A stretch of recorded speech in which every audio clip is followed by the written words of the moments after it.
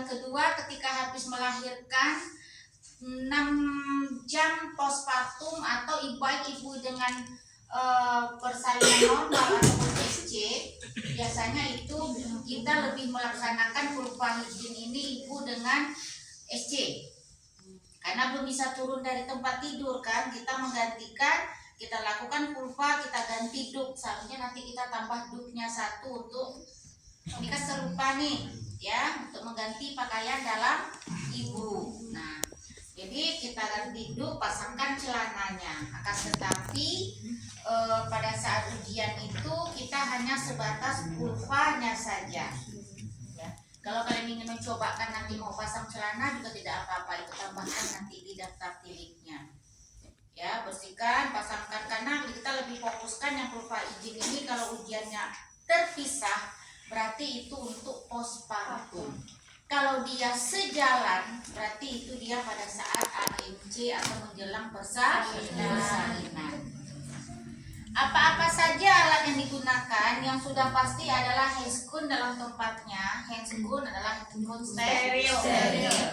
Kemudian yang kedua, boleh kita pakai pinset, boleh kita pakai tangan. Kalau kita sudah pakai handskun, tidak apa-apa, kita pakai tangan saja karena akan lebih aman. Kalau pakai pinset, kalau tidak benar pemegangan pinset itu nanti akan bisa tertusuk daerah vulva ibu. Kemudian kapas DTT pada tempatnya ini, ya. Oh tapi benar tadi itu larutan klorin ya. Kapas DTT ini ambil minimal 4. Ya. Kenapa 4? Kalau sifatnya hanya bersih-bersih saja, 1 labia mayora, ya, 1 labia mayora kiri dan kanan, ya, atau kalau secara teoritis 1, 2 minora, 3, 4, 5 malah 1 vestibulum 5. Jadi kalau sesuai konsepnya yang memang betul-betul sesuai teoritis itu setiap satu bagian itu 1. Cuman pada aplikasinya lebih banyak, kadang-kadang hanya yang 1 kali saja. Kalau kita mau melakukan periksa dalam, tapi kalau kurva higien minimal 5. Nah, kalau untuk postpartum. Jadi besok ketika ujian ini minimal harus 5 ya. Dan ini namanya kapas sublimat atau kapas cebok. Ya, kalian harus pandai membuatnya. Kalau tidak pandai, berarti belum namanya tenaga kesehatan, walaupun tidak diajarkan. Nih. Dek, kacetnya misalnya nanti di rumah sakit. Jadi kalau di rumah sakit kan itu udah disiapkan. Jadi kalau kalian mau ujian nanti, ketika akan ujian kalian harus persiapkan ini. Digulung. Biasanya kami setelah ini nih cara membuatnya. Jadi ibu ajarkan kalian mulai dari membuat kapas sublimatnya sampai kurva higiennya. Selesai, ini masukkan ke dalam. Biar dia rapi. Yang sebelah situ mana Pak? Tidak, pindah sana. Ya, nih masukkan sehingga dia rapi dan bersih. Kue apa? Yang isinya gula merah sama keriting. Ya, ini dia. Dadar gulung. Kalau dadar kan lipat aja digulung. Kalau ini kita gulung dulu baru kita masukkan. Dan ini kapas sublimat rapi kan? Dan ini tak akan terlepas-lepas kalau kita benar. Ini kan tak benar cara buatnya, jadi nanti dia terlepas-lepas nih. Kemudian tisu untuk ngelap. Di bawah ada tadi larutan klorin. Itu sebetulnya larutan klorin itu bisa kita jadikan untuk membersihkan area sekitar perlah ibu atau daerah paha ibu itu bagi ibu postpartum. Jadi benar itu ya yang DTT yang larutan klorin itu. Zoom dia. Nah, ya. Cuma kalian harus tahu rasionalnya. Untuk apa nih larutan klorin kata penguji nanti. Kalau kalian nggak tahu nanti gunanya, nanti kalian akan dihajar dengan pertanyaan-pertanyaan lain. Kemudian ada buku register untuk mencatat identitas pasien, kemudian jenis dan hasil tindakan. Catat logianya seperti apa nanti. Kita mulai saja. Yang pertama pada fase orientasi kita ucapan salam pada ibu, jelaskan apa tujuan kita, ya. Kemudian juga jelaskan juga apa tindakan yang akan kita lakukan. Setelah itu perawat cuci tangan. Setelah cuci tangan pakai handscoon. Ibu tidak pasangkan handscoonnya, tapi kalian wajib tahu dan ujian besok wajib dipakai. Kecuali penguji bilang tak usah aja pakai handscoon, itu beda hal. Ya, cuci tangan, dekatkan alat-alat, ya, pasang pengalas dulu. Sebelum pakai handscoon, pasangkan pengalas dulu, ya. Jadi jangan pasang handscoon dulu, pasangkan sudah cuci tangan. Pasang pengalas pada pasien, bisa underpack, bisa perlang. Kemudian Bu, pasang handscoonnya kiri kanan atau kanan saja? Boleh kanan saja, boleh kiri kanan. Kalau kita pasang handscoon kiri kanan, berarti satu tangan kanan jangan memegang-megang benda yang lain. Nih, sudah pasang perlak kita, pasang handscoon, kan? Sudah selesai pasang handscoon, dekatkan alat-alat. Nih, tangan kalau kami udah kebiasaan kalau sedang pakai handscoon tuh pasti tangannya menghadapnya seperti ini. Nggak boleh kita begini-begini karena sifatnya steril. Dekatkan alat, ya. Nah, boleh seperti ini. Kemudian kalau ini kan di larutan di dalam kom nanti untuk merapikannya. Itu saja, ya. Kemudian kalau mau pakai selimut tambahnya boleh. Jadi pasien diselimutkan dulu, nanti kemudian baru dibuka selimutnya, selimut pasien. Kemudian baru buka pakaian hanya bagian yang akan dilakukan untuk tindakan. Bu, silakan dibuka pakaian dalamnya kita, atau ketika pasiennya itu dengan posisi bed rest postpartum, anggap sekarang yang postpartum dulu ya. Posisi bed rest postpartum kita buka, atau biasanya pasien itu kan pakai kalau dia masih pakai tampon, kadang-kadang tuh pakai tampon tuh di dalam, tampon tuh di bulan yang dimasukkan ke dalam ketika dia baru habis melahirkan, ya. Jadi kita bukakan pakaian pasiennya, ya, di sini. Kemudian posisikan pasien pada posisi dorsal recumbent. Tahu posisi dorsal recumbent? Yang lutut ditekuk. Kita tekukan lututnya, ya. Tekukan lutut pasien.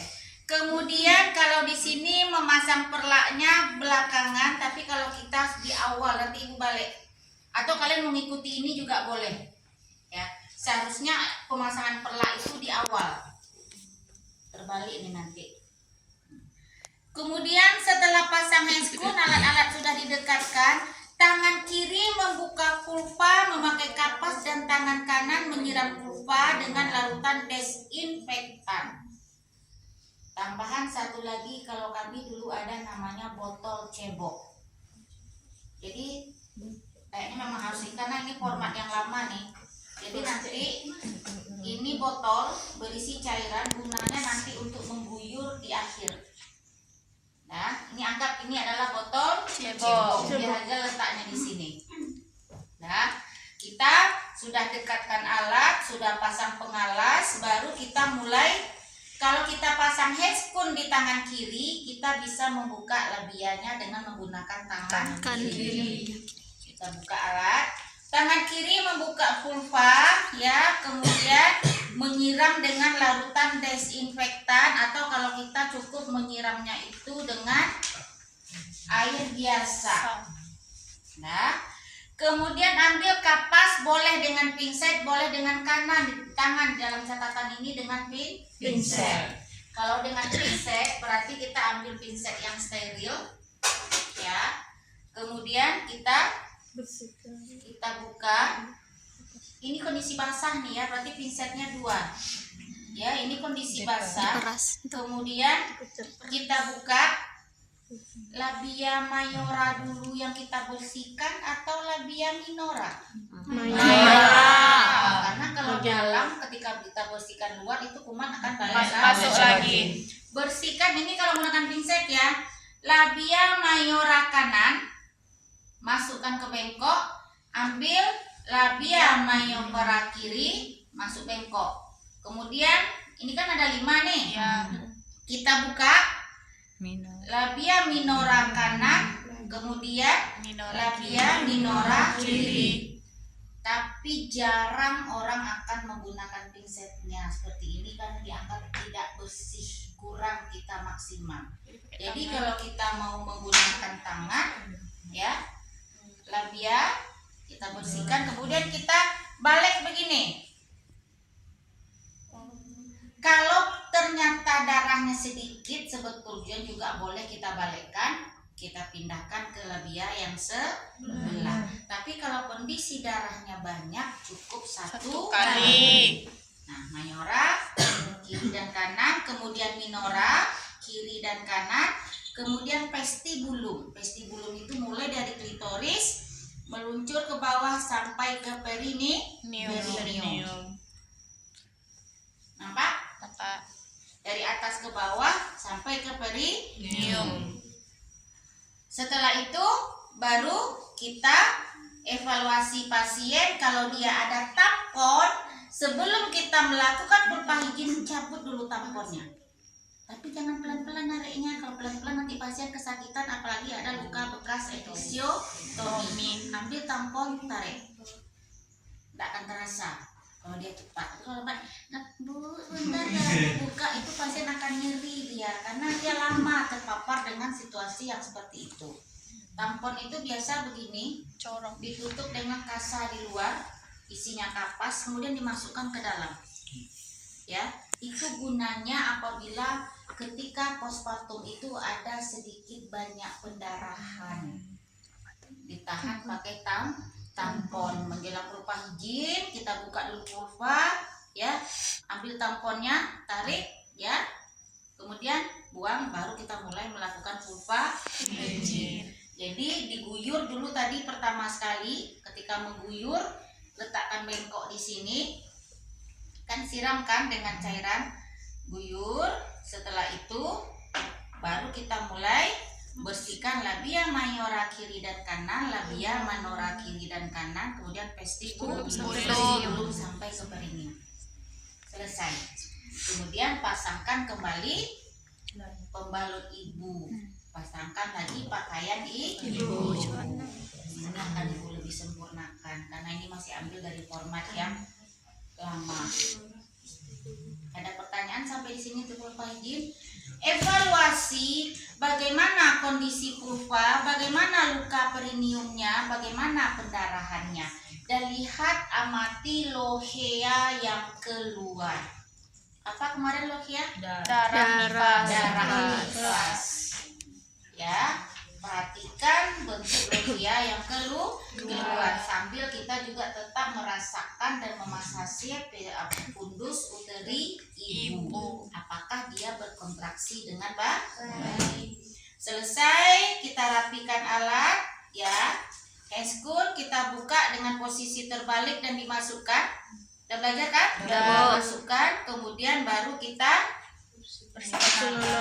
Bu, itu tadi kan ada ini Bu, ada larutan klorin, ya. Larutan klorin jika seandainya banyak, kalau dia habis melahirkan itu masih belum tadi malam melahirkan, kemudian paginya kita purpahigin, itu biasanya ibu belum terlalu bersih. Jadi bersihkan sekitarnya, ya. Kemudian baru dibersihkan. Tapi sekarang jarang penggunaan larutan klorin, lebih sering digunakan larutan DTT. Cairan DTT, klorin tidak dipakai lagi. Kalaupun klorin kita pakai untuk membersihkan alat, itu pun nanti akan membuat alat menjadi tumpul dan mudah berkarat. Makanya klorin tidak dianjurkan lagi. Belajar kalian PPI, udah pernah praktek di rumah sakit? Belum. Besok kalian PPI akan belajar kalau klorin itu tidak dibenarkan lagi untuk alat-alat, mensterilkan alat dan membersih-bersihkan alat yang metal. Ya, lebih sering kita pakai larutan DTT. Tisu nanti jika ada yang masih basah-basah, kita tinggal membersihkannya dengan tisu. Kita rapikan alat, kita rapikan pasien, kemudian kita dokumentasikan, tanyakan respon pasien, ya, evaluasi, tanyakan respon pasien, kemudian baru kita rapikan semuanya dan kontrak atau bentuknya dengan pasien. Kalau kita melipat perlak itu ininya di luar ya, Ya Bu. jangan ini yang di luar. Kebanyakan mahasiswa ketika mau ujian perlak pasti ini yang di luar. Tapi dibalik. Kalau kami dulu belajar, melipat perlak itu sama dengan melipat laken. Ya, dekatkan ke pasien, buka, ya, buka lagi, kemudian pasien kita. Cuma sekarang anak-anak ada lagi memakai sistem yang seperti itu. Apapun bentuk alat tenunnya, melipatnya itu ada tata caranya. Ada juga yang seperti ini.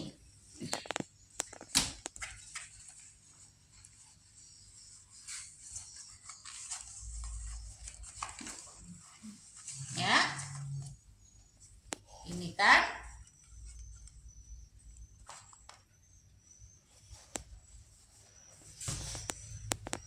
Sama dengan kita memasang, belajar merapikan tempat tidur, belajar bagaimana melipat selimut, bagaimana melipat perlak, ya. Ini pun sebetulnya seperti itu. Kalau besok ada kalian bawa perlak seperti ini, keluarnya aku salahkan kalian.